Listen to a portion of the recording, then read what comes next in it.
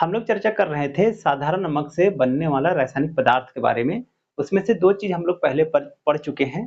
पहला विरंजक चूर्ण और दूसरा था हम लोग का बेकिंग सोडा। तो 2 चीज़ चर्चा कर चुके थे। आज हम लोग चर्चा करने वाले हैं धोने वाला सोडा या तो धावन सोडा।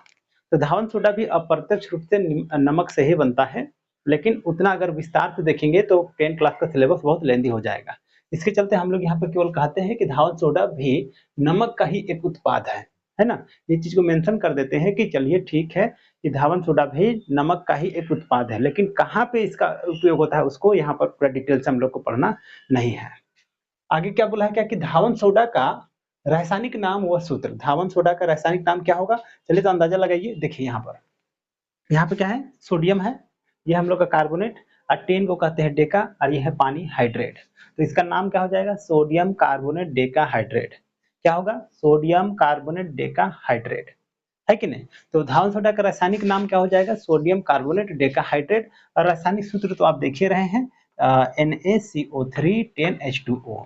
वही चीज को लिखा हुआ है देखिए यहाँ पर कि धावन सोडा का रासायनिक नाम व सूत्र क्रमशः सोडियम कार्बोनेट डेकाहाइड्रेट और ये उसका सूत्र होता है। ठीक है, इसका निर्माण निम्नलिखित सूत्र द्वारा होता है। मतलब ये जो रिएक्शन है ना, इसी रिएक्शन का उपयोग करते हुए धावन सोडा का निर्माण होता है। तो देखिए यहाँ पर कैल्शियम कार्बोनेट ले लेते हैं और यहाँ पर जल ले लेते हैं, दोनों का आपस में मिला लेते हैं तो बन जाता है ये धावन सोडा, मतलब कि कैल्शियम कार्बोनेट डेकाहाइड्रेट। तो इस तरह से हम लोग का ये धावन सोडा किस तरह से बनता है उसका हम लोग चर्चा कर लिए।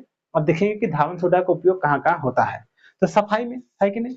धावन सोडा है, धोने वाला सोडा है, तो उसका उपयोग कहाँ होगा? धोने ही में होगा। तो इसलिए सफाई में इसका उपयोग होता है, साबुन उद्योग में भी इसका उपयोग होता है और कहाँ होता है? कांच एवं कागज के उद्योग में भी होता है। सब में सफाई में ही इसका जनरली उपयोग होता है।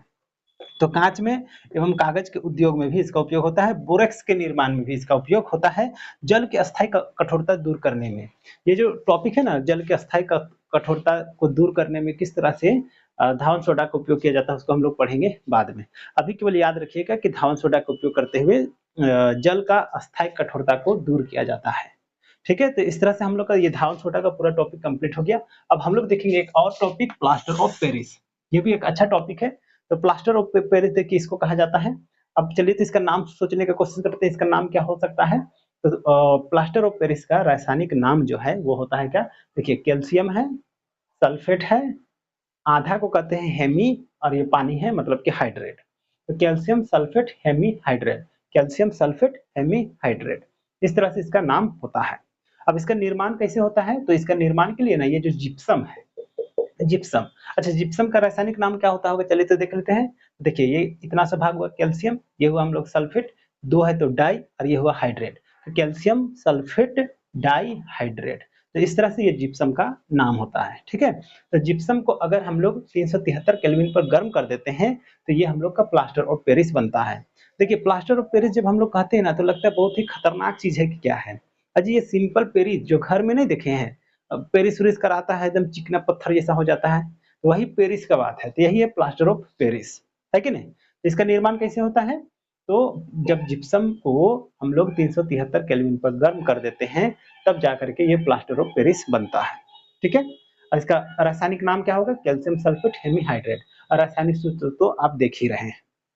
तो वही चीज यहाँ पर लिखा हुआ है कि प्लास्टर ऑफ पेरिस का रासायनिक नाम व सूत्र क्रमशः क्या होगा? Calcium sulphate hemihydrate, calcium sulphate hemihydrate. ठीक है, और सूत्र तो देखिए रहे हैं क्या? CaSO4 1/2H2O। तो ये हो गया रासायनिक सूत्र होता है। इसका निर्माण जिप्सम नामक पदार्थ को 373 केल्विन ताप पर गर्म करने पर होता है। तो जैसे कि हम लोग अभी चर्चा किए थे कि जो जिप्सम है ये, इसको हम लोग क्या करेंगे? 373 केल्विन ताप पर गर्म करेंगे, तब जाकर के हम लोग का प्लास्टर ऑफ पेरिस बनता है और थोड़ा बहुत क्या हो जाएगा? जलवाष्प भी बाहर निकलेगा।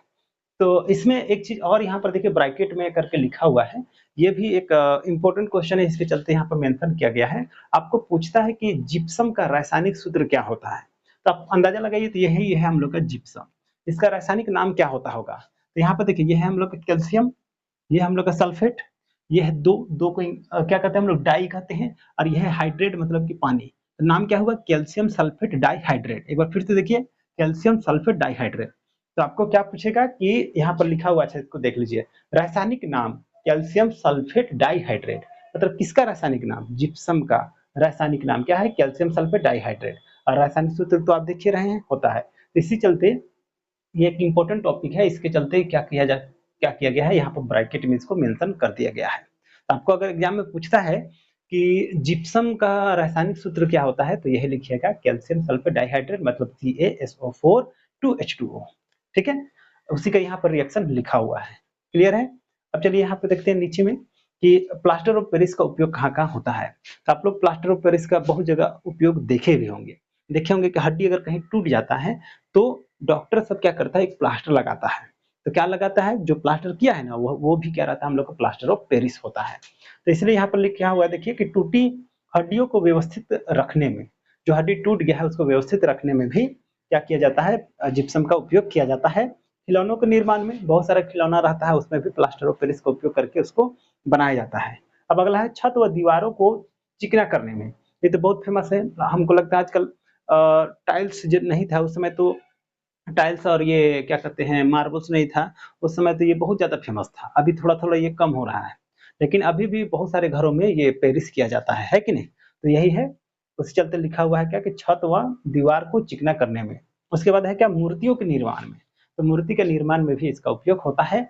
इसके अलावा जिप्सम का एक और उपयोग है कि अगर खेत का मिट्टी का क्षारता बढ़ जाता है तो उसका क्षारता को कम करने के लिए भी जिप्सम का उपयोग किया जाता है, और इसका चर्चा हम लोग पहले भी किए थे। तो इस तरह से हम लोग का ये पूरा टॉपिक कंप्लीट हो गया। आशा करते हैं कि आप लोग को अच्छा लगा होगा। तो आज के लिए इस वीडियो में इतना ही।